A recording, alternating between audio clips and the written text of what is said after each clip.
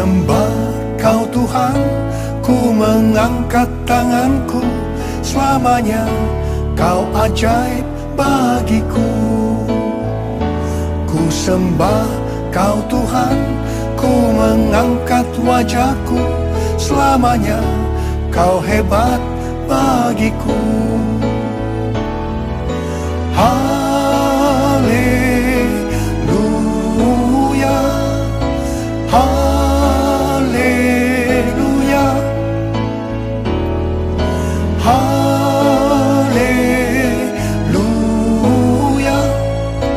haleluya, haleluya, haleluya.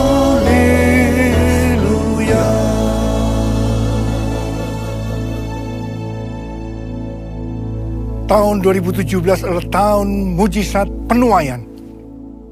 Salah satu arti dari tahun mujizat penuaian adalah penuaian berkat melalui mujizat. Kalau kita membaca kisah Tuhan Yesus memberi makan 5.000 orang, ini sebetulnya berbicara penuaian berkat melalui mujizat bagi murid-muridnya. Kunci penuaian berkat melalui mujizat ini ketika Tuhan Yesus berkata, kamu harus memberi mereka makan. Artinya, kamu harus memberkati orang lain. Tetapi murid-muridnya berkata, ini tidak mungkin dilakukan. Karena yang ada pada kita hanya 5 roti dan 2 ekor ikan. Mana mungkin bisa memberi makan 5.000 orang? Tapi bagi Allah, tidak ada yang mustahil. Syaratnya, berikan 5 roti dan 2 ekor ikan itu kepada Tuhan Yesus. Dan yang memiliki 5 roti dan 2 ekor ikan itu adalah seorang anak.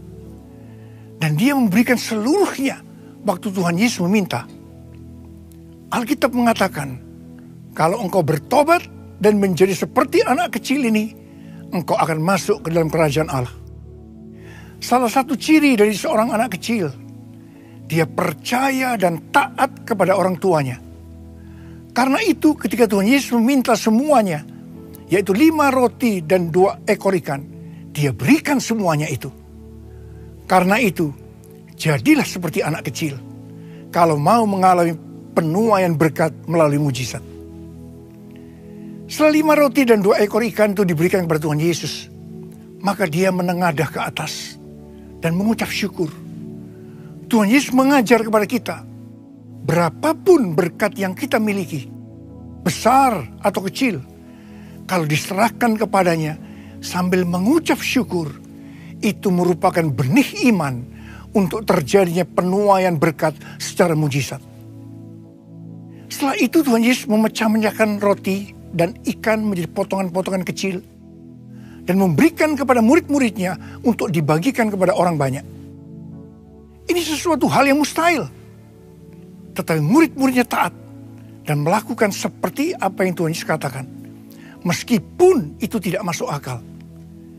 Apa yang terjadi setelah itu? Mujizat terjadi.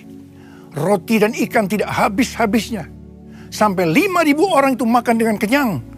Dan ternyata ada sisa roti 12 bakul. 12 bakul adalah berkat untuk murid-muridnya. Angka 12 dalam Alkitab adalah angka istimewa. Jadi ini berbicara tentang berkat istimewa yang diterima oleh murid-muridnya, yaitu saudara dan saya. Ini adalah penuaian berkat melalui mujizat. Menjelang kedatangan Tuhan Yesus yang semakin dekat, kita diminta untuk mempersiapkan diri sesuai dengan pesan Tuhan Yesus kepada 7 sidang jemaat dalam Wahyu 2 dan Wahyu pasal 3. Yang berarti ini juga pesan kepada gerejanya masa kini, yaitu kepada kita semua. Kita diminta untuk menjadi pemenang. Sebab hanya pemenang yang masuk surga.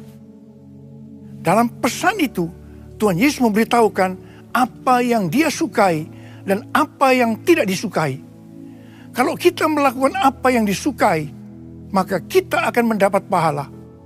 Tetapi jika melakukan apa yang tidak disukai, akan dihukum.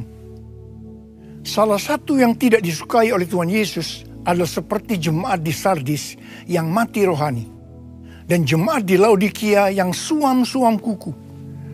Mati rohani artinya secara lahiriah, nampaknya mereka hidup dan aktif serta memiliki keberhasilan dan kerohanian yang baik. Bisa jadi memiliki penyembahan yang menarik, tetapi bukan dari kuasa dan kebenaran Roh Kudus.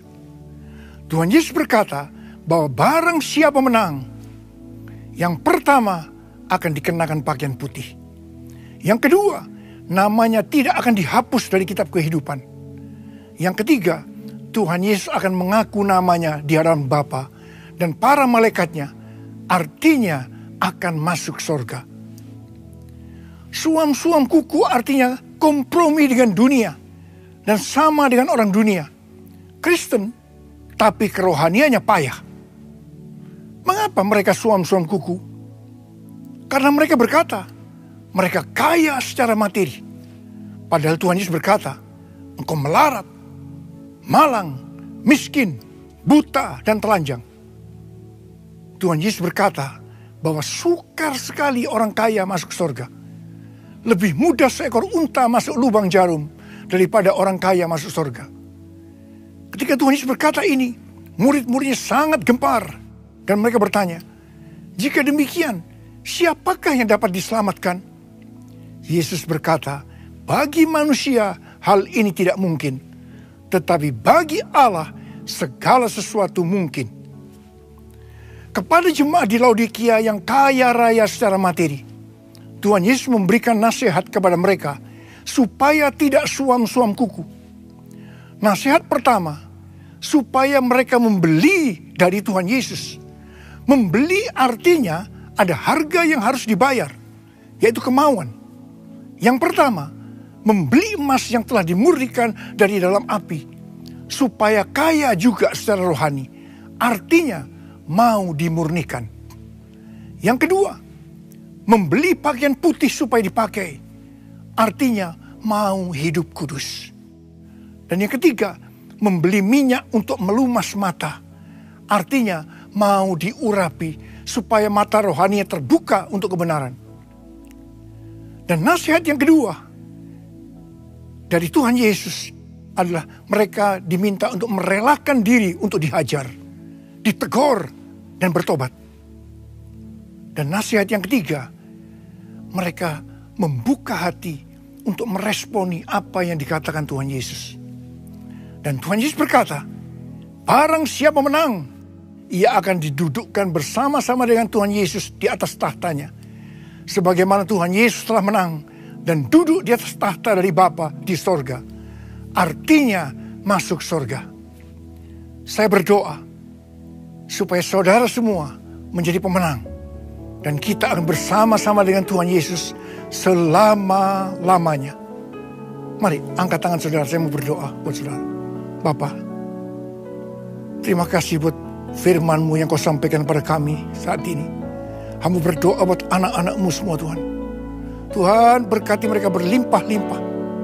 Biar mereka mengalami penuaian berkat melalui mujizat. Dan mereka keluar sebagai pemenang. Dan kami semua akan masuk surga bersama-sama dengan Tuhan Yesus selama-lamanya. Dalam nama Yesus kami berdoa.